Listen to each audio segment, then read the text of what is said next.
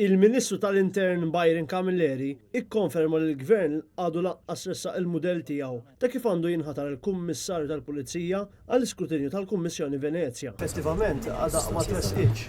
Ġifieri l-Kummissjoni Venezja proposta li tant konventi minnha għadha ma tresqitx ġifieri. Konċar ħafna sepp u weġib diġà dik il-mistoqsija. Dan hekk kif ikkonferma li kull ma kellu kien sempliċement diskursata permezz video conferencing mal-Kummissjoni Venezja. Li kelli diskussjoni mal-Kummissjoni Venezja permezz anke ta' video conference anke fil-preżenza ta' kollegi tiegħi tal-Kabinett. Minflok, prova jiskredita l-mekkaniżmu propost mill-Oppożizzjoni, l-istess proposta li tant mexxa l-qudiem il-Viċi Prim Ministru tiegħu Chris Fern meta kien għaddej bit-telli għal-leadership tal-Partit Laburista. Żgur illi l-proposta tal-Oppożizzjoni żgur ma kienx anke skont ma dak li tgħidu l-Kummissjoni Venezja.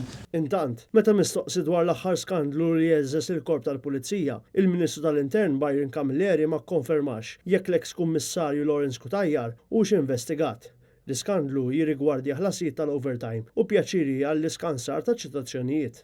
Kummissarju Lawrence Kutajjar qed jiġi investigat b'rabta ma' dan il-każ m'hemmx biss il-overtime anke pjaċiri biex jiskansaw ċitazzjonijiet. Fejn jidħol l-investigazzjonijiet tal-Pulizija naħseb illi l-Korp stess ħareġ anke perjodikament informazzjoni li tirrigwardja anke l-informazzjoni illi tlab tibdi. L-informazzjoni li referina għalija ma tagħmel ebda referenza jekk Lawrence Kutajjar huwiex investigat jew le, kif ma tagħmilx referenza lanqas għal kemm hemm pulizija investigati u dawk li ngħataw il-police bail. Għandek idea ta' ammonti ta' pulizija li qed jiġu investigati jew ħarġu fuq police bail?